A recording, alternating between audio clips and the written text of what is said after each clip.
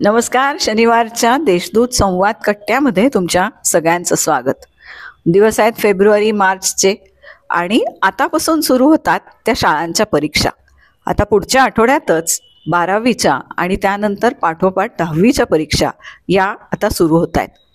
परीक्षा म्हटलं की एक माहोल तयार होतो, शाळेत तयार होतो, घरी तयार होतो, पालकांमध्ये, विद्यार्थ्यांमध्ये, क्लासेसमध्ये, आणि एकंदरीतच हा माहोल कुठेतरी अंगावर येणारा किंवा काहीतरी खूप मोठं घडतंय असा हा माहोल तयार होतो. आणि मग आपण म्हणतो की मुलांना त्याचं टेन्शन येतं, मुलांना परीक्षेची भीती बसते, पालकांना एन्झायटी वाढते, शाळांमध्ये खूप सराव परीक्षा सुरू होतात आणि प्रत्येकाची ही चढाओढ त्या परीक्षेसाठी सुरू होते. ॲज अ सायकॉलॉजिस्ट याच्यावर काम करताना अनेक वर्ष मला नेहमी हा असा प्रश्न पडतो की खरंच सगळं गरजेचं आहे का, आणि परीक्षा हा नेमका खरंच बागुलबुवा आहे का? तर याच विषयावर आज आपण ही चर्चा करणार आहोत. या चर्चेमध्ये माझ्याबरोबर सहभागी होत आहेत अमृता कविश्वर मॅडम. मॅडम नमस्कार आणि स्वागत तुमचं. बिटको बॉईज हायस्कूलला गेली 34 वर्ष या शिक्षिका म्हणून काम करतायत. मराठी, इतिहास हे त्यांचे विषय आहेत. 10वीच्या मुलांना शिकवतात, मार्गदर्शन करतात. बोर्डाचे पेपर सेटिंग असो, मॉडरेशन असो, याच्यामध्ये सुद्धा त्यांचा अनुभव खूप मोठा आहे. आणि मुलांचं जे एक मानसिक संगोपन असतं शाळांमधलं, त्याच्यासाठी सुद्धा संस्थेचा जो मानसिक विकासाचा जो एक विंग आहे त्याचं सुद्धा काम मॅडम करतायत. तर मॅडम स्वागत आहे तुमचं या चर्चेमध्ये.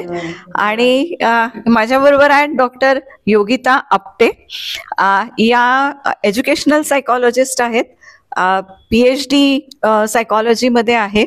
विद्यार्थ्यांबरोबर रिलेशनशिप काउन्सिलिंगमध्ये शाळांबरोबर या गेली मला वाटतं 11 वर्ष सातत्याने त्यांचं माइंड मॅटर्स या त्यांच्या क्लिनिकमधनं काम करतात. आणि एज्युकेशनल सायकॉलॉजिस्ट असल्यामुळे अर्थातच मुलांचा अभ्यासक्रम, त्यांचं शालेय वर्तन, परीक्षा यामध्ये त्यांचं एक्सपर्टीज आहे. तर तुमचंही स्वागत आहे मॅडम. आणि जसं मी म्हटलं की आता हळूहळू माहोल तयार व्हायला लागलाय, सगळीकडे हीच चर्चा आहे. तुम्ही व्हॉट्सअप जरी उघडलं तरी परीक्षा आहे. आणि आता तर हे नवीन माध्यम आहे, म्हणजे सोशल मीडियामधनं हे आणखीन सगळं वाढणारं आणखीन एक नवीन माध्यम आहे. एकमेकांना सूचना खूप सुरू झालेल्या आहेत. परीक्षा म्हणून भेटायला येणारे आपले मित्रमंडळी, नातेवाईक, आणि मग आम्ही बेस्ट ऑफ लक द्यायला आलो आणि मग टेन्शन देऊन गेलो, असं पण खूप काही घडतंय. तर या सगळ्या माहोलकडे मॅडम पहिले तर असं मला सांगा की इतक्या वर्षाचा अनुभव आहे तुम्हाला, परीक्षा म्हणजे नेमकं काय? नमस्कार मॅडम, आपण प्रश्न विचारलात परीक्षा म्हणजे काय. तर परीक्षा म्हणजे जे काही वर्षभर तो विषय अभ्यासला, म्हणजे विषयातली माहिती, त्याला आपण ज्ञान पण म्हणू नये खरं तर, फक्त माहिती, विज्ञान विषयातली माहिती असेल, भाषेतली काही पाठ असतील, कविता शिकल्या असतील, त्या कवितेचं काय रसग्रहण केलेलं असेल, ही सगळी माहिती त्याने किती मिळवली आहे, ती त्याने किती लक्षात ठेवली आहे, आणि ती तो वेळेवर किती आठवू शकतोय, बस फक्त एवढंच आहे. बाकी त्याच्या पलीकडे काही नाहीये. म्हणजे ती जर त्याला आठवता, त्याने जर ती वर्षभर नीट समजून घेतलेली असेल माहिती, त्या माहितीतनं नेमकं काय पोचवायचं आहे आपल्यापर्यंत हे जर त्याला समजलेलं असेल, म्हणजे विशिष्ट पाठ असेल, त्या पाठातनं काय नेमकं मला घ्यायचंय हे जरी त्याला समजलेलं असेल, तर तो परीक्षेमध्ये त्या स्वतःच्या शब्दामध्ये उलट अधिक चांगलं मांडू शकतो. म्हणजे खरं तर विद्यार्थ्यांनी हे समजून घ्यायला पाहिजे, मला वाटतं मॅडम पालकांनी हे समजून घ्यायला पाहिजे की परीक्षा ही त्या विषयाच्या ज्ञानाची किंवा जसं मॅडम म्हणतायत माहितीची, म्हणजे त्याचं किती आकलन झालंय एवढाच त्याचा निकष आहे. ते कुठेही माझ्या आयडेंटिटीवर रिफ्लेक्ट होत नाही.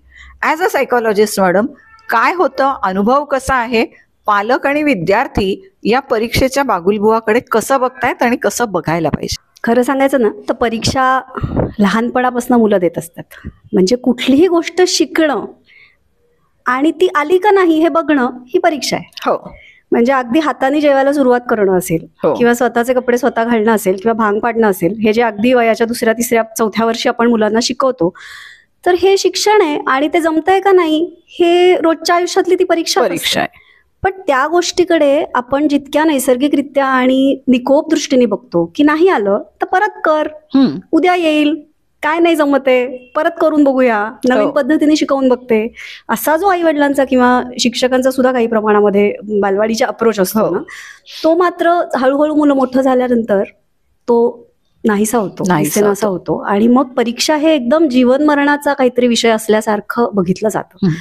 स्पेशली आत्ताच्या कॉम्पिटिशनच्या युगामध्ये मला हे जास्त जाणवतं. कारण काय आहे ना, म्हणजे आता तुम्ही UPSC MPSC बघा किंवा नीट बघा, JEE बघा, कुठल्याही म्हणजे सगळ्या कोर्सेससाठी एंट्रन्स आहे. हो, त्या एंट्रन्सला असणाऱ्या अवेलेबल असणाऱ्या जागा आणि त्याच्यासाठी बसणारी मुलं म्हणजे त्याच्या त्या परीक्षेला अपिअर होणारी मुलं आणि त्याच्यात ऍक्च्युअली सिलेक्ट होऊ शकणारी मुलं, ह्याच्यामध्ये प्रचंड तफावत आहे. आणि ती तफावत जी आहे त्याच्यामुळे स्ट्रेस क्रिएट होतो. अगदी खरंय की 100 मध्ये 10 जणांना मिळणार आहे, तर मग त्या 10 मध्ये माझा नंबर लागला पाहिजे. मग तो लागण्यासाठी खरा अप्रोच काय हवा, की मी माझं जे काही, जसं मॅडमनी सांगितलं की वर्षभर मी जे शिकलोय किंवा ज्या विषयाची माहिती घेतली आहे, ज्ञान घ्यायचा प्रयत्न केलाय, ते मला कसं चांगलं येईल आणि जास्तीत जास्त चांगलं मी कसं मांडेल. पण त्याच्याऐवजी हळूहळू व्हायला लागतं की ह्या 90 लोकांच्या पुढे मी कसं जाईल. बरोबर आहे. आणि ती कॉम्पिटिशन जी आहे तो स्ट्रेस फॅक्टर खूप मोठा होतो. मुलांच्या बरोबरीने पालकांचं भूमिका याच्यामध्ये मला जास्त महत्वाची वाटते, खूप जास्ती महत्वाची वाटते. आणि टू बी व्हेरी ऑनेस्ट, अगदी शेवटच्या क्षणी म्हणजे आता 15 दिवस किंवा 8 दिवसावर 12वी 10वीच्या परीक्षा आलेल्या आहेत, तर आत्ता तो अप्रोच ऍटिट्यूड पालकांचा बदलणं आणि काहीतरी जादू होणं हे शक्य नाही. पण जर पालकांचा पहिल्यापासून चांगला हेल्दी अप्रोच असेल की ठीक आहे ना, तू कर, आपण बघू काय होतं, हा जर अप्रोच पहिल्यापासून असेल किंवा परीक्षा ही येत असणार आहे आणि आयुष्यभर आपण परीक्षा देत असतो. म्हणजे आता खरं सांगायचं तर तुम्ही, मी आणि मॅडम सुद्धा आता आपली परीक्षा चालू आहे. सो आयुष्यभर परीक्षा माणसाला द्यायच्याच असतात. तर हा म्हणजे रिअलिस्टिक अप्रोच जर पालकांनी पहिल्यापासून मुलांमध्ये रुजवायचा प्रयत्न केला, त्याच्यासाठी तो स्वतःमध्ये त्यांच्यामध्ये हवा, तर तो जर असेल तर परीक्षेचा आवाज खरं म्हणजे ही अतिशय नैसर्गिक प्रक्रिया, अगदी नैसर्गिक प्रक्रिया आहे. म्हणजे परीक्षेचा अर्थ आपण बदलला म्हणून, आणि तो परीक्षेचा अर्थ आपण कशाशी रिलेट करतोय की ह्याला एवढे मार्क्स मिळाले, 90% पुढे मिळाले, तरच तो मुलगा हुशार किंवा मुलगी हुशार, आणि तरच त्याने स्वतःला सिद्ध केलंय. हा आपल्या सिस्टीमनेच तो, आपण कुठेतरी त्याला विशेषण लावायला लागलो. म्हणजे तुला काय, तुझ्यासाठी हा विषय तर हातचा मळ आहे, तू हे केलंच पाहिजे. म्हणजे खूप ती मुलांना स्वतःचा नॅचरल परीक्षेचा स्ट्रेस येतो हे आपल्याला समजू शकतो आपण.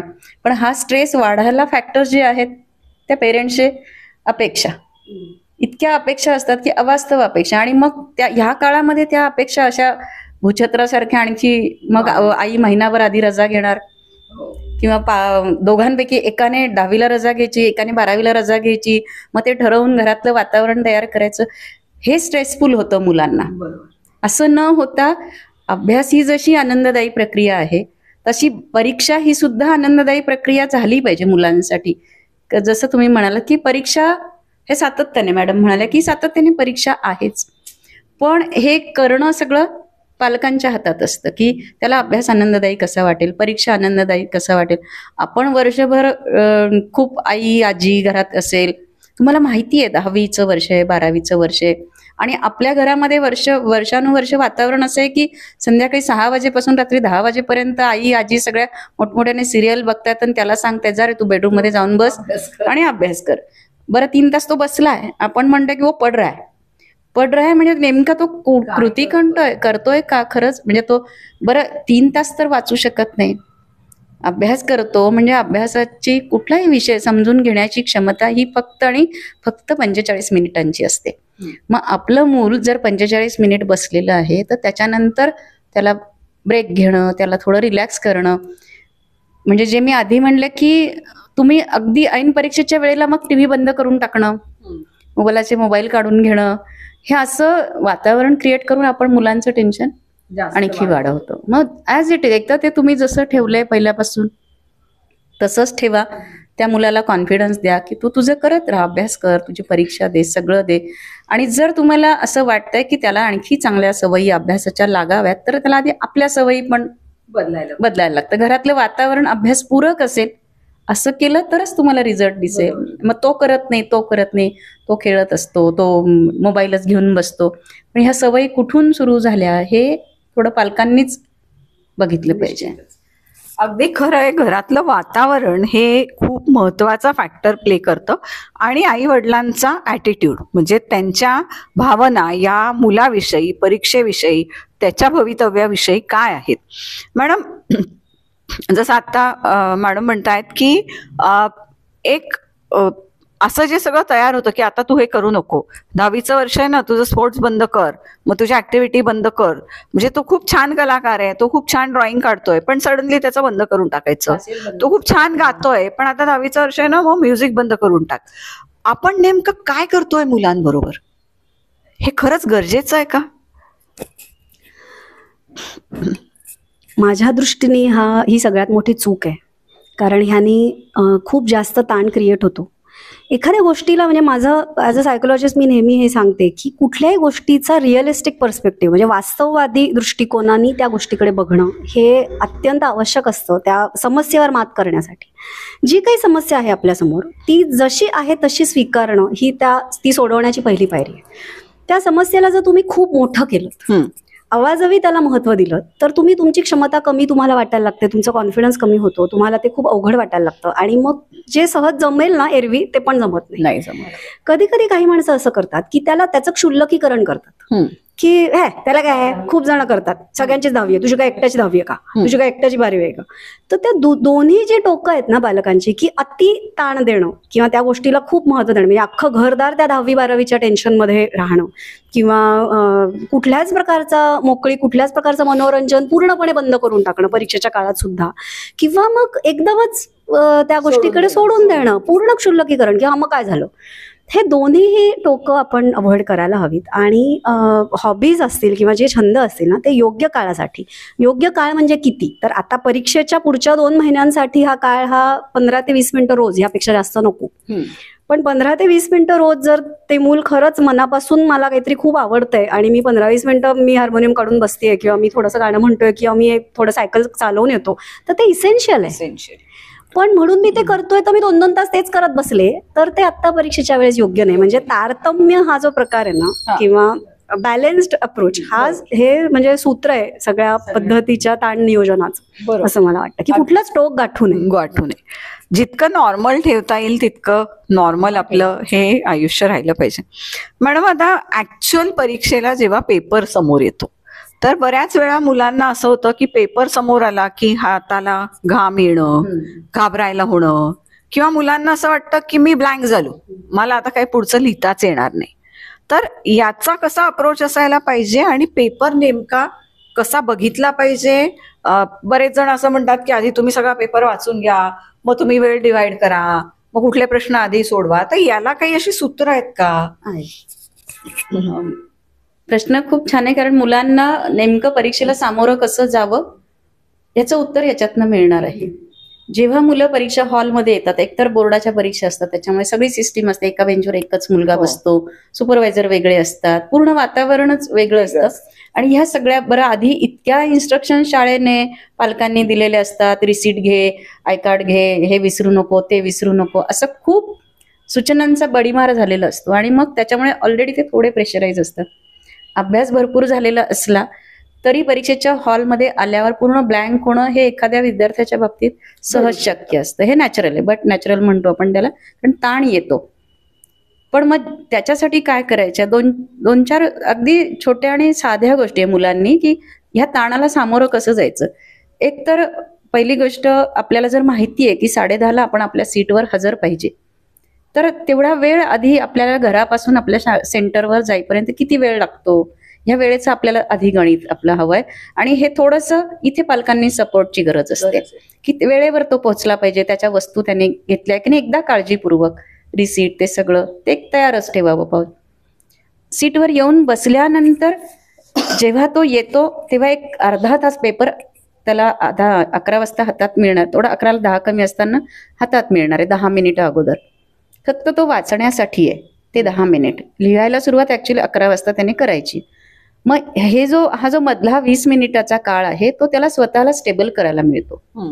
मग तरी सुद्धा काय होतं, इकडचे मित्र तिकडचे मित्र, थोडीशी बडबड वगैरे सुरू असते, त्याचंही पुन्हा प्रेशर येऊ शकतं. तेव्हा मग आपण जे म्हणतो आपल्या भारतीय ज्ञान परंपरेमध्ये जे आपण प्राणायामाला महत्व दिलेले आहे, श्वासोच्छ्वासाचे सगळे आहे, साधं फक्त जे आपण परिपाठाला दीर्घ श्वसन शिकवलेलं आहे त्याचा तिथे उपयोग करावा. दीर्घ श्वास घ्यावेत मोठे मोठे, म्हणजे आपोआप आपण जसं बॉडी रिलॅक्स होते तसं माइंड पण आपलं रिलॅक्स होतं, शांत होतं.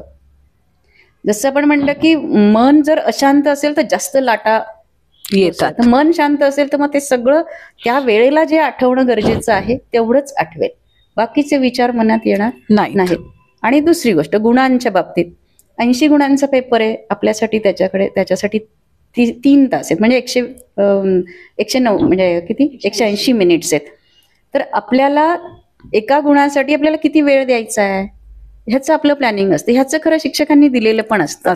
समजा भाषेचे पेपर असतील, म्हणजे मराठी, इंग्रजी, संस्कृत, हिंदी असं काही असेल तर त्याच्यामध्ये 40-40 विभागणी असते की 40 गुणांचे पेपर हा सगळा पूर्ण आपण कविता, धडे, पाठ म्हणजे त्यातलं जे कंटेंट पाठ्यपुस्तकात जे दिलेलं आहे त्याच्यावरती डिपेंड असतं.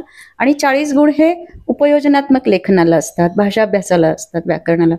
मग आपलं ही विभागणी झाली पाहिजे की पहिल्या 1.5 तासामध्ये माझा पूर्ण धडे, कविता आणि काय स्थूल वाचनाचे पाठ आहेत प्रत्येक भाषेतील ते पूर्ण कम्प्लीट झालेच पाहिजे. आणि मग उरलेल्या 1.5 तासामध्ये मला माझं, कारण उपयोजनात्मक लेखन म्हणजे निबंध, पत्र, कथा, इतर काही संवाद असेल, ह्या गोष्टी लिहायला इथे विचार करायला वेळ लागतो, कारण ते क्रिएटिव्ह आहे. हो, मग जिथे क्रिएटिव्ह थिंकिंगने आपल्याला मांडायचं असतं तिथे स्वतःच्या विचारांना जास्त वेळ द्यावा लागतो.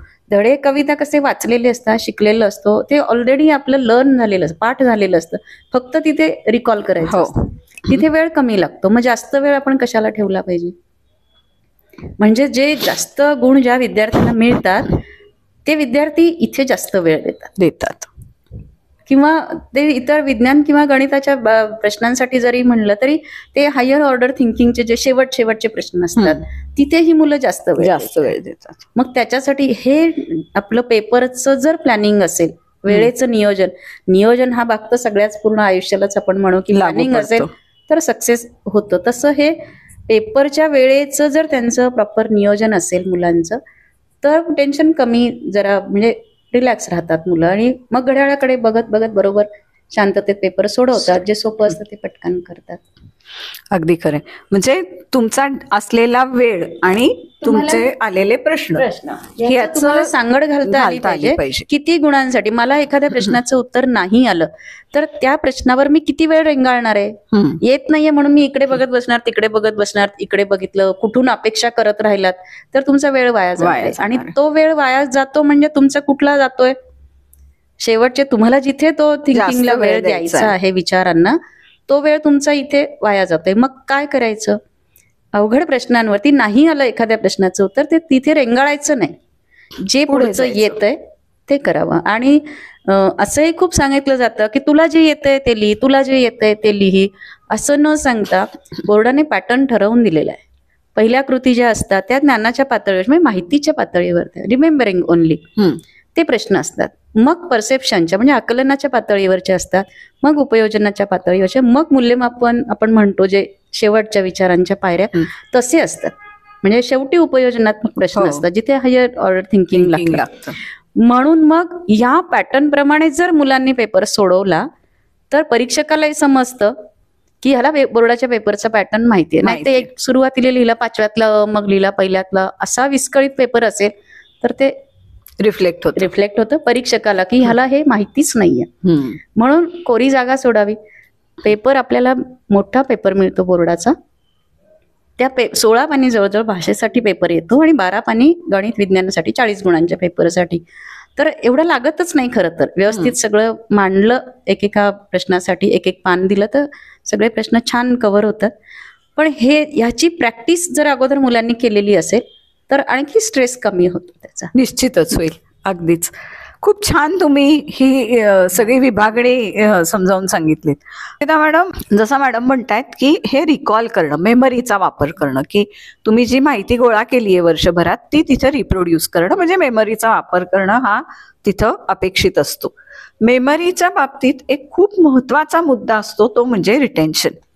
आपल्याकडे आपण नेहमी असं बघतो की खूप मुलांना ही सवय असते की अगदी ती घंटा वाजली तरी सुद्धा काहीतरी वाचणं आणि ते हातातनं न ठेवणं, मग शिक्षकांनी ते काढून घेणं, मग आपली धाकधूक होणं की अरे माझं हे वाचायचं राहिलं, किंवा सेंटरला आल्यावर एकमेकांची चर्चा करणं, तू हे वाचलं का, नाही रे मी नाही वाचलं, अरे तुझं हे झालंय का, त्याचा स्ट्रेस वाढणं.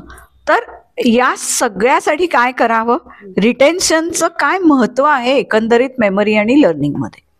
खूपच महत्वाचा मुद्दा आहे हा. आणि मी नक्कीच हा सल्ला देईन मुलांना की शेवटच्या क्षणापर्यंत, म्हणजे पेपरला 11 वाजता पेपर आहे आणि 10:30 वाजता तुम्ही सेंटरला जाताय, तर 10:15 वाजेपर्यंत वाचणं किंवा तिथे गेल्यानंतर वाचणं हे अवश्य टाळा. कारण शेवटी म्हणजे ना, मी याच्यासाठी एक छान उदाहरण देईन तुम्हाला की अन्न आपण खातो तर ते पचल्याशिवाय त्याचा उपयोग होत नाही. आपण जे शिकतो किंवा जे वाचतो त्याचं पण तेच लॉजिक आहे की जे तुम्ही वाचताय त्याच्यावर मेंदूला प्रोसेस करायला वेळ हवा पाहिजे. थोडंसं प्रॅक्टिकली बघितलं तर असंही आहे की जे वर्षभरात तुम्ही केलेलं नाहीये ते शेवटच्या 5 मिनिटात करून काहीच होणार नाही. त्यामुळे हे तुम्ही फक्त स्वतःच्या मनाला कृत्रिम समाधान देता की मी शेवटच्या क्षणापर्यंत वाचतोय, पण त्याचा काही फायदा होत नाही. उलट त्याचा लोडच येतो मेंदूवर की जे आधी शिकलेलं आहे, जे काही आधी लक्षात आहे ना, ते रिट्रीव्हलची जी प्रोसेस आहे की जे मला आठवायचं आहे आणि जे लिहायचं आहे तिथे उलट हॅम्परिंग होतं, कारण नवीन काहीतरी माहिती येते, म्हणजे आधीचं पचल्याशिवायच मी पुढचं खातीये, असं काहीतरी आपण लॉजिक लावू शकतो त्याला. त्याच्यामुळे हे अगदी अवश्य टाळावं. दुसरं मॅडमनी जे सांगितलं मगाशी ना, त्याच्यात मला थोडंसं ऍड करावं असं वाटेल की प्रिलिम्स जे असतात त्याचा वापर जर मुलांनी योग्य पद्धतीने केला की म्हणजे जसं वेळेचं नियोजनाच्या बाबतीत असेल किंवा कुठल्या भागाला किती वेळ द्यायचा, पहिल्या 40 मार्कांना किती वेळात तुमचं ते झालं पाहिजे सोडवून, किंवा आकृत्यांना, काही मुलांना ना आकृत्या काढायला खूप वेळ लागतो, म्हणजे त्यांना लिखाण जमून जातं पण आकृत्यांमध्येच खूप वेळ जातो, किंवा ती नीटनेटकीच आली पाहिजे आणि ती उत्तमच आली पाहिजे ह्याच्यासाठी ते अवाजवी वेळ त्या सुबकतेला किंवा त्याला देतात. आणि काही मुलांचं अगदी दुसरं टोक असतं की ते आवश्यक वेळ सुद्धा त्याला देत नाहीत आणि अगदी घाई गडबडीत कसं तरी काढतात. हे सगळं टाळावं म्हणूनच वर्षभराचा पिरियड 10वी आणि 12वी साठी दिलेला आहे. सराव हा महत्वाचा आहे. प्रिलिम जर तुम्ही सिरियसली दिली असेल, सिन्सिअरली दिली असेल, त्याच्यात ज्या चुका झाल्या त्याच्यावर काम करायला पुढे महिनाभर असतो. त्या प्रिलिम्स, फायनल परीक्षा 1 दिवस आधी प्रिलिम संपत नाही. त्याचं कारणच ते आहे की प्रिलिम मध्ये जी आपली चूक होतीये किंवा जिथे आपण कमी पडतोय तिथे या उरलेल्या महिनाभरात आपल्याला सराव करायचा आहे. त्यामुळे तसं जर जी मुलं योग्य पद्धतीने करतात ना, त्यांचा खूप चांगला फायदा, म्हणजे जनरल एक थंब रूल म्हणून सांगते की प्रिलिम मध्ये जेवढे मार्क असतात त्याच्यापेक्षा जनरली बोर्डाच्या पेपरमध्ये मार्क वाढतात. का वाढतात? कारण तुम्ही पूर्ण पेपर 10वीच्या किंवा 12वीच्या पेपर पॅटर्न प्रमाणे प्रिलिम मध्ये दिलेला असतो आणि त्याच्यामध्ये ज्या चुका झाल्यात किंवा जे आपल्याला रिअलाइज झालं की अरे हे माझं इथे चुकतंय बरं का, किंवा मला हे वाटलं होतं तितका माझा हा तयार नाहीये विषय, तर ह्याच्यावर काम करायला जर महिनाभर आपल्याला मिळाला आणि तो वापरला तर त्याचा खूप चांगला फायदा मुलांना होऊ शकतो. अगदी छान.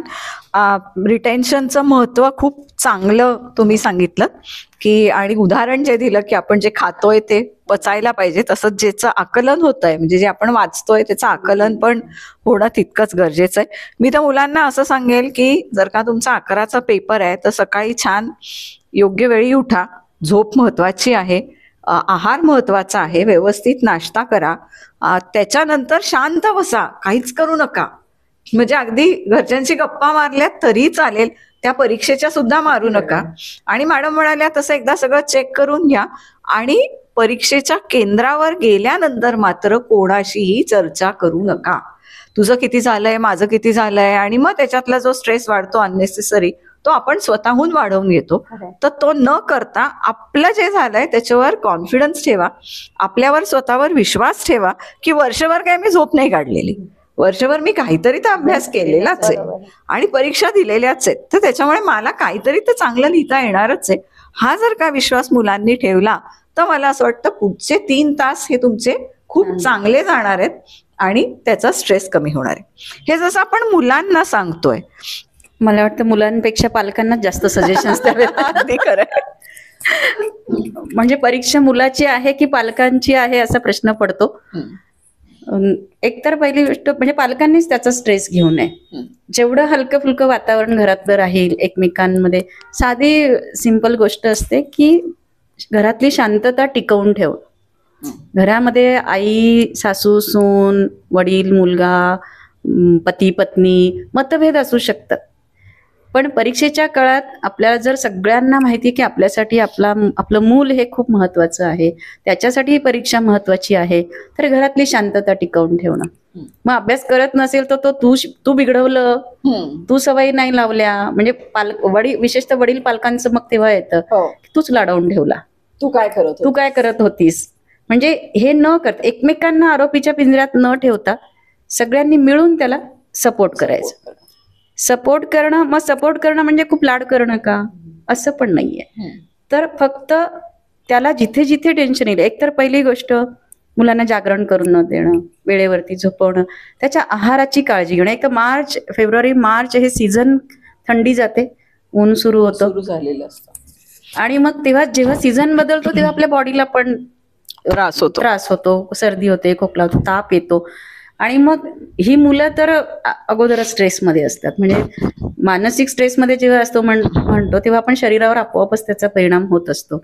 मग अशा वेळेला विशेषतः माता पालकांची, आता अजून आपल्याकडे जी जेवणाची जबाबदारी म्हणतो आपण, ती सगळी माता पालकांची असते. मग त्याच्या आहाराची काळजी घेणं, त्याला अगोदर पासूनच ताजं जेवण म्हणतो आपण, अन्न देण्याची सवय, फळं त्याला वेळोवेळी देणं. भूक कमी झालेली असते, मग त्याने नाही खाल्लं सकाळी बळजबरी न देता ज्यूस देणं, किंवा आपण जे छोटा हलका फुलका आहार देणं. थंडीत आपण थंडीचे डिंकाचे लाडू दिलेत ते ठीक आहे, पण त्याला आता पेपरला जायचं, तुम्ही डिंकाचा लाडू खाऊ घातला आणि तिथे जाऊन जर त्याला त्रास झाला, पोट जड झालं, पोट फुगलं, हे मग त्यांच्या दृष्टीने त्रासदायक असते. ह्या सगळ्याचा पालकांनी थोडा, जशी आहाराची काळजी, विश्रांतीची काळजी, आणि दुसरी गोष्ट सतत सूचना. तुझ्यासाठी गणिताचा पेपर आहे ना आज, मग तुला काय तो सोपाच जातो, गणित तर तुझा आवडता विषय. किंवा मग इतिहासाचं, त्याचं पाठ होत नाही, माहिती आहे पालकांना की ह्याला थोडं इतिहासामध्ये गुण कमी मिळतात, तर दुसऱ्या दिवशी इतिहासाचा पेपर असेल तर आदल्या दिवसापासून आई वडीलच टेन्शन घेतात, उद्या त्याचा इतिहासाचा पेपर आहे ना, मला जरा करून घ्यायचंय, मला करून घ्यायचंय. म्हणजे त्याला फक्त तुम्ही सपोर्ट करा, अरे ठीक आहे, एवढे छान बाकीचे विषय तू दिलेले आहेस ना, इतिहास पण देशील, हा पण देशील. त्याच्यामुळे हा जो सपोर्ट म्हणतो आपण, मानसिक आधार देणं, एवढा आधार सगळ्या बाजूंनी दिला. आहार, विश्रांती, वातावरण शांतता ठेवणं आणि सपोर्टिव्ह राहणं. तुला पेपर चांगला अवघड गेला एखादा, तुला गुण कमी मिळाले तरी तू चिंता करू नकोस. खूप करिअरचे पर्याय उपलब्ध आहेत. त्याच्यामुळे तुला एखाद्या विषयात कमी मार्क्स मिळाले म्हणजे तुझं सगळं करिअर बिघडलंय असं अजिबात होणार नाहीये. हा आत्मविश्वास त्याला दिला की तो जरा सेटल होतो. निश्चितच. योगिता मॅडम, पालकांच्या अपेक्षा काय रोल प्ले करतात? खूप अवाजवी अपेक्षा आहेत का पालकांच्या? आणि कुठेतरी मला असं वाटतं की आपल्याकडे जी एक मार्क्स बेस्ड सिस्टीम आहे त्याच्याकडे कसं बघावं, वस्तुस्थिती काय आहे त्याची आणि आपण काय करतोय? आपल्या सिस्टीम मधला हा भाग आहे. म्हणजे प्रत्येक गोष्टीचे चांगले वाईट परिणाम असतात किंवा प्रत्येक गोष्टीचे काहीतरी फायदे तोटे असतात. तसं आपल्या सिस्टीमचा हा भाग आहे की मार्कांवर ऍडमिशन आहे. ही फॅक्ट आहे, whether you like it or not. आवडो न आवडो, पटो न पटो, आत्ता तरी हीच परिस्थिती आहे. त्यामुळे ही वस्तुस्थितीचा स्वीकार करणं पहिली गोष्ट. दुसरी महत्वाची गोष्ट की मुलांशी बोलताना किंवा स्वतःच्या मनात सुद्धा पालकांनी हे नेहमी लक्षात ठेवावं की मुलाची व्हॅल्यू आणि त्याला मिळालेले मार्क ह्या दोन वेगळ्या गोष्टी आहेत. म्हणजे मुलाची किंवा मुलीची आपलं मूल म्हणून असणारी व्हॅल्यू, म्हणजे व्यक्ती म्हणून असणारं त्याचं मूल्य किंवा किंमत, आणि त्याचा परफॉर्मन्स, ह्या दोन पूर्णपणे भिन्न गोष्टी, वेगळ्या गोष्टी. आणि मार्क फ्लक्च्युएट होऊ शकतात, कमी जास्त होऊ शकतात, विषय आवडीचे नावडीचे असू शकतात, किंवा काही मुलं ही 10वी नंतर खूप चांगलं, 12वी नंतर खूप चांगलं परफॉर्म करतात बरेचदा, कारण त्यांच्या आवडीचं फील्ड त्यांना मिळतं. जे 10वी 12वी पर्यंत, स्पेशली 10वी पर्यंत सगळे विषय कंपल्सरी आहेत.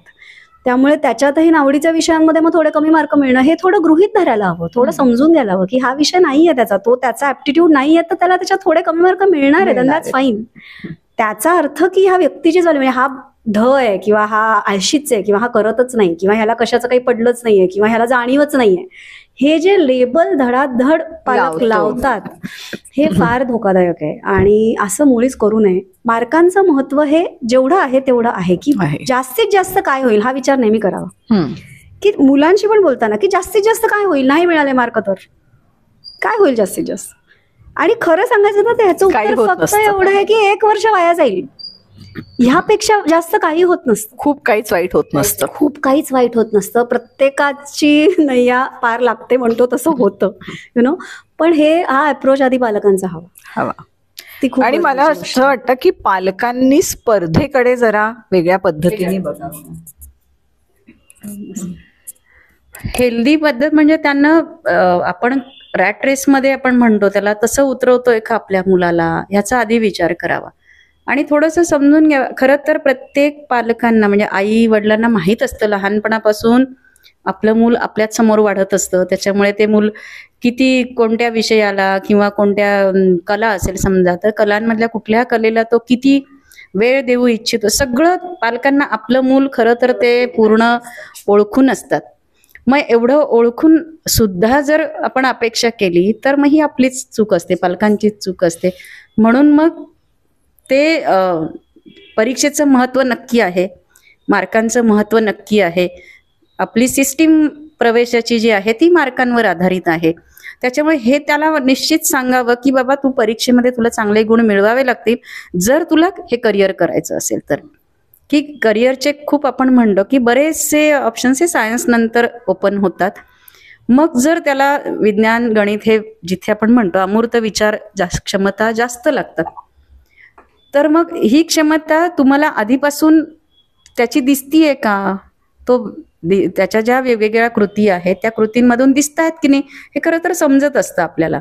मग समज एकदा लक्षात आलं की नाही त्याला हे स्ट्रेसफुल होतंय, तर मग उगीच म्हणतो आपण कोंबणं हे करू नये. त्याचा अभ्यासाचा जेवढा त्याला आनंद मिळेल तेवढा आनंददायी त्याचं पूर्ण ते अभ्यासाची प्रक्रिया आणि त्याचबरोबर परीक्षेची प्रक्रिया दोन्ही कसं आनंददायी होईल हे बघा. याच्यात थोडंसं ऍड करते की अपेक्षांचा जो आपण मुद्दा बोललो ना, त्याच्यामध्ये तुलना हा भाग खूप मोठा आहे. आणि पालकांचं म्हणजे मी खूप कळकळीने सांगू इच्छिते इथे की तुलना कुठल्याही प्रकारची कृपया करू नका. कारण प्रत्येक मूल हे वेगळं आहे, प्रत्येक पालक वेगळं आहे, प्रत्येक कुटुंब वेगळे आहे, प्रत्येकाची क्षमता वेगळी असते. आणि तुलना आली की कमी जास्तपणा आला.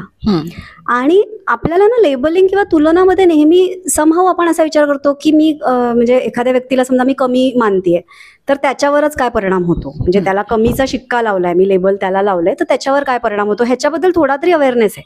पण ज्याला चांगल्याचं लेबल लावलं जातं ना त्याला सुद्धा तो तितका ताण येतो, त्याच्यासाठी पण ते तितकं स्ट्रेसफुल असतं. कारण माझ्याकडनं खूप अपेक्षा आहेत आणि मी तर हुशार आहे, मी तर केलंच पाहिजे किंवा मी आतापर्यंत करत आलोय. आणि मग ते इमेज जी असते ना, बेंचमार्क तयार होतात आणि मग मुलं तिथे तेच सगळं ताणाचं हे दुसरं खूप महत्वाचं कारण आहे की तुलना सतत करणं की तुझं काय आहे, तू छानच आहेस किंवा तुला काय हे येतच नाही आणि तुला करायचंच आहे. करायचीच असेल तर स्वतःशी करा. अगदी मागच्या परीक्षेत मला म्हणजे तुलना करायची असेल तर त्या मुलाला हे शिकवावं की ह्याच्या भाच्याने कसं केलं बघ, त्याच्या पुतण्याने कसं केलं बघ, अशी तुलना न करता बघ तू मागच्या परीक्षेत एवढे गुण मिळवले होते या विषयामध्ये, इथे इथे तुझ्या चुका झाल्या होत्या आणि ह्या तू सुधरवू शकतोस. म्हणजे थोडं प्रॅक्टिसने तू चांगले गुण तुला या विषयात मिळव, म्हणजे त्याच्याशीच तुलना करावी, बाकी इतरांशी करू नये. मग ते त्याला थोडं प्रेरणादायी होईल की हा मी हे करू शकत होतो, बघ तुझं हे तर खूप सोपं होतं.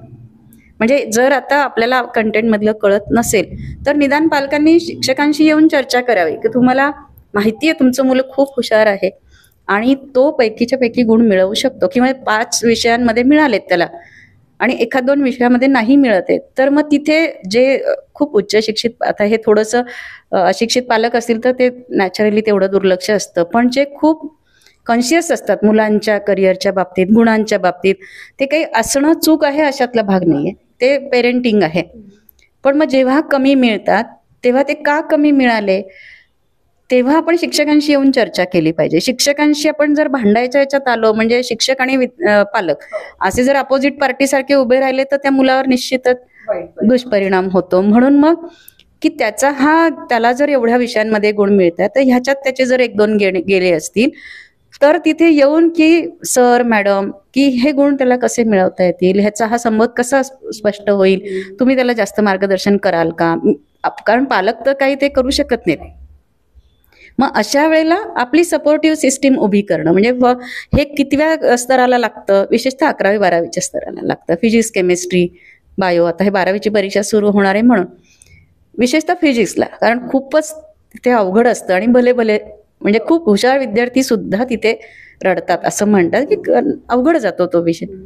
मग जर संबंध स्पष्ट नसतील तर मग आपण काय करू शकतो की ते करून घेण्यासाठी एखादे सपोर्टिव्ह, ह्या शिक्षकाने सांगितलं ते समजलं नाहीये पण दुसऱ्या कुठल्या फिजिक्सचे शिक्षक असतील, कोणी असे असतात BSc झालेले, MSc झालेले विद्यार्थी विद्यार्थिनी, त्यांचं सहकार्य घेतलं आणि मग त्यांच्याकडनं ते संबंध अगदी मैत्रीच्या नात्यात थोडे FY SY असलेले मुलांनी जरी ते समजावून सांगितलं तरी ती मुलं पटकन शिकतात. म्हणजे ही अशी सपोर्टिव्ह सिस्टीम जर पालकांनी उभी केली ती करू शकतात पालक. म्हणजे प्रेशर देण्याऐवजी सपोर्टिव्ह, नाही त्याला फिजिक्स अवघड जातं, नाही त्याला बायो अवघडच जातं असं न करता जो विषय त्याला अवघड जातोय त्याच्यासाठी दुसरी सिस्टीम, ऑप्शन्स तयार ठेवावी, म्हणजे मग त्याला निश्चित फायदा. अगदी खरं आहे तुम्ही म्हणता ते. आणि मला असं सांगावं असं वाटतंय की हे सगळं आपण का खटाटोप करायचं आहे, तर आपल्या मुलाचं आयुष्य आणि ज्याला आपण एका अर्थाने करिअर म्हणतो ते चांगलं व्हावं म्हणून. तर आता मुळातच चांगलं आयुष्य कशाला म्हणावं हे डिफाईन करायची खरं तर खूप वेळ आलेली आहे. आणि पालकांनी हे बघावं की आपला मुलगा आत्मविश्वासाने, आपली मुलगी आत्मविश्वासाने जे काय ज्ञान संपादन करणारे, जी काय माहिती गोळा करणारे, त्याचा वापर पुढच्या आयुष्यात स्वतःच्या पायावर उभं राहायला, स्वतःमध्ये आत्मविश्वास कमवायला, एखादं काम त्या विषयाचं चांगलं करण्यासाठी आपण त्या व्यक्तीला किती सक्षम बनवतोय याकडे भर असला पाहिजे. ना की म्हणजे हे करिअर ते करिअर, मग हे नाही झालं तर तो फेल्युअर झाला, ते नाही झालं तर तो फेल्युअर झाला. मला असं वाटतं आपल्याला ना फेल्युअरचे टॅग्स लावायची खूप घाई असते. तर ते न करता, म्हणजे समजा तुम्ही प्लॅन केलंय की तुमच्या मुलांनी सायन्समध्ये करिअर करावं, पण त्या प्रवासात असं लक्षात आलंय की त्याला सायन्समध्ये तेवढा कल नाहीये किंवा त्याचा तेवढा ऍप्टिट्यूड नाहीये, तर हा ओपननेस पालकांनी, विद्यार्थ्यांनी ठेवावा की हे नाही तर हे करू शकतो.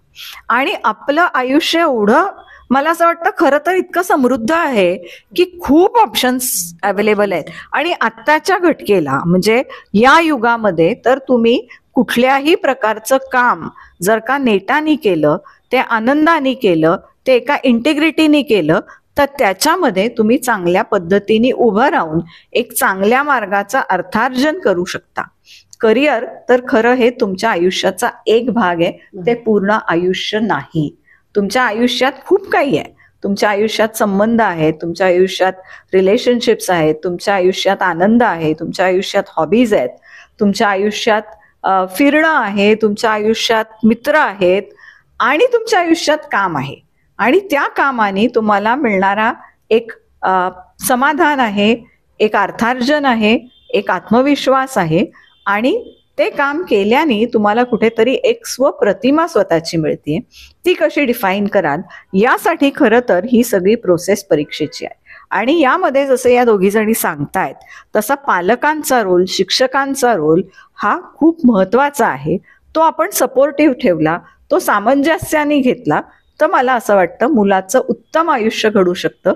एकंदरीतच शिक्षण पद्धतीतून आपण काय म्हणतो तर उत्तम व्यक्ती तयार होणं हा गोल असला पाहिजे. ना की त्याला किती मार्क मिळाले, 2 मार्कावरनं तो नाराज झाला किंवा आई वडील नाराज झाले, हे सगळं बाजूला ठेवून त्याला एक सक्षम चांगला व्यक्ती घडवण्याकडे जर का आपण भर दिला तर मला वाटतं परीक्षा निघून जाईल आणि अतिशय एक सोपा प्रवास परीक्षांचा होत राहील. आयुष्यातल्या जसं सुरुवातीलाच या दोघी जणी म्हणाल्यात की घटकेला परीक्षा आहे, तुम्हाला खूप सारं प्रूव्ह करायला लागतं, वेगवेगळ्या लेवल्सला वेगवेगळ्या पद्धतीने प्रूव्ह करायला लागतं. आणि या इतक्या बेसिक गोष्टीला आपण जर का घाबरायला लागलो तर मग पुढे जाता येणार नाही. त्याच्यामुळे एकंदरीतच आपला विचार, आपला ॲटिट्यूड या सगळ्याकडे पॉझिटिव्ह ठेवावा. पॉझिटिव्ह ॲटिट्यूड ठेवलात तर मला वाटतं खूप सारं सोपं होईल. आहार, विहार, विचार या त्रिसूत्रीने जर का या परीक्षांना अप्रोच केलं तर मला असं वाटतं 10वी 12वी क्या चीज आहे, पुढे आयुष्य तर खूप छान आहे. अगदी खरं म्हणतो की एखादं ध्येय गाठायचं असेल तर आपल्याला आधी छोटी छोटी उद्दिष्ट पूर्ण करायला लागतात. अशी 10वीची म्हणजे एक छोटीशी पायरी आहे सुरुवातीची. 12वी जरा त्याच्या पुढची आहे.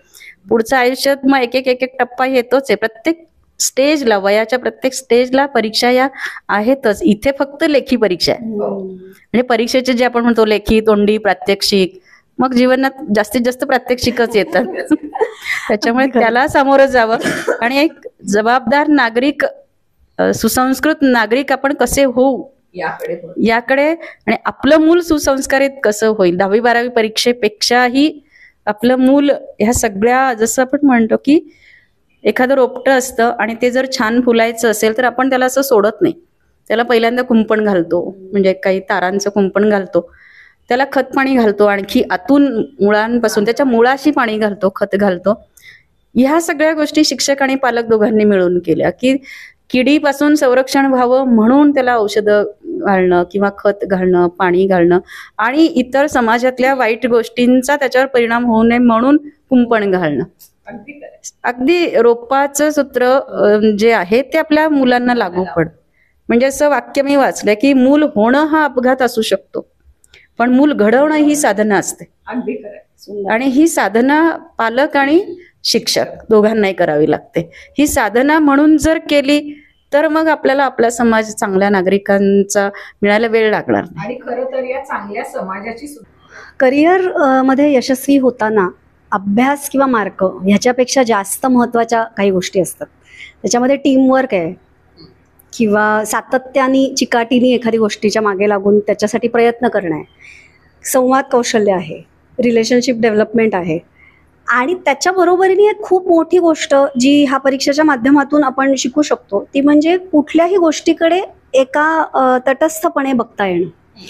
म्हणजे 2 पेपरच्या मध्ये, मी 10वी-12वी येते पुन्हा, करिअर आपण नंतर कधीतरी विषय घेऊया तो, की 10वी-12वी काय आहे की एक पेपर समजा खूप चांगला गेला माझा, तर काही मुलांची अशी एक टेंडन्सी होते की माझा इतका भारी गेला ना पेपर, एकदम बेस्ट, की मी आता काय म्हणजे जणू काही परीक्षा संपली माझी. सो पुढच्या पेपरचा तेवढा सिन्सिअरली अभ्यास होत नाही कधी कधी. सिमिलरली दुसऱ्या टोकाचं पण रिस्पॉन्स बघायला मिळतो की एखादा पेपर अवघड गेला, अपेक्षेपेक्षा कमी मार्क मिळणार आहेत असं लक्षात आलं, किंवा काही प्रश्न सुटला किंवा काही चुकलाच, की आपण काहीतरी सिली मिस्टेक केली आणि घरी बाहेर आल्यानंतर आपल्या लक्षात आलं की हिशोबत मी हे कसं लिहिलं. तर दुसऱ्या पुढच्या पेपरसाठी इच्छाच उरत नाही काय करायची, की आता काय, आता झालं, आता काय उपयोग आहे, आता संपलं सगळं. तर या दोन्ही भावना ह्या अत्यंत हानिकारक आहेत मुलांसाठी. आणि आपण न्यूट्रल गिअर असं मी संकल्पना वापरते याच्यासाठी, की आपण आनंदातनं किंवा दुःखातनं, म्हणजे सुखातनं किंवा दुःखातनं पटकन नॉर्मलला येणं, एक बेसिक लेवल इमोशनला येणं हे खूप गरजेचं आहे. तरच तुम्ही पुढच्या सगळ्या गोष्टींकडे रॅशनली किंवा चांगल्या पद्धतीने, चांगल्या दृष्टिकोनातनं बघू शकता. तुम्ही जो मगाशी पॉझिटिव्ह अप्रोच बोललात किंवा सकारात्मक दृष्टिकोन म्हणालात, तो मुद्दा अत्यंत महत्वाचा आहे. तो सकारात्मक दृष्टिकोन तेव्हाच शक्य आहे जेव्हा मी माझ्या आधीच्या यश किंवा अपयशातनं बाहेर येईन. तर ते बाहेर येणं आणि ते पटकन बाहेर येणं हे खूप इसेन्शियल आहे. तरच पाय जमिनीवर राहतात, तरच तुम्ही अति आनंदात किंवा अति दुःखात वाहून जात नाही. आणि तरच मग एकदम ज्या दुर्दैवी घटना, म्हणजे अक्षरशः मला इतकं वाईट वाटतं दरवर्षी की कुठल्या ना कुठल्या रिझल्ट नंतर मुलांनी काहीतरी आता ताई काहीतरी पावलं मुलं उचलतात आणि दुर्दैवाने काही जीव गमवावे लागतात आपल्या समाजाला ह्या सगळ्या प्रोसेसमध्ये. तर हे इतकं टोकाचं पाऊल का उचलावं लागतं? कारण त्या अपयशातनं पण बाहेरच येत नाही. त्या अपयशाकडे आपण एक टप्पा किंवा एक माइलस्टोन म्हणून बघतच आहे की हा ठीक आहे, झालं, मी करून पाहिलं पण नाही झालं, ओके, परत करू शकेन. तसंच अगदी त्याच भावनेने मला एखादं यश मिळालंय, तर हो ठीक आहे, ह्या बाबतीत मला यश मिळालंय, आता पुढे काय.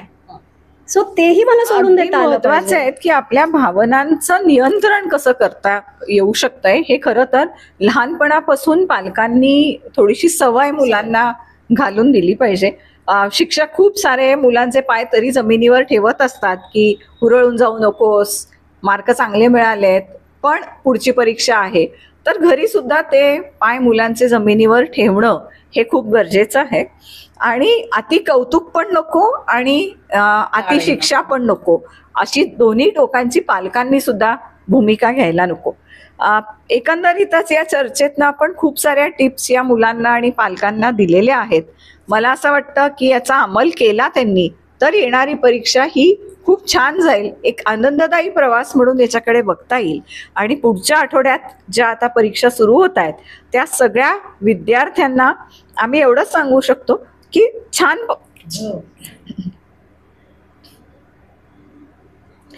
सगळ्या विद्यार्थ्यांना आम्ही एवढंच सांगू इच्छितो की छानपणे आनंदाने जा, टेन्शन घेऊ नका, पॉझिटिव्हली जा. मी जसं म्हटलं त्रिसूत्रीय आहार, विहार आणि विचार हे तिन्ही एका लाईनीमध्ये ठेवा, तिन्ही सकारात्मक ठेवा, तर मला असं वाटतं हा टप्पा सुद्धा छान पार पडू शकेल. तुम्ही दोघी जणी इथं उपस्थित झालात आणि खूप छान चर्चा घडवून आलीत, खूप उत्तम मार्गदर्शन आपल्या विद्यार्थ्यांना केलं. तर मला असं वाटतं विद्यार्थ्यांना आणि पालकांना दोघांनाही आपण शुभेच्छा देऊयात आणि ही चर्चा थांबवूयात.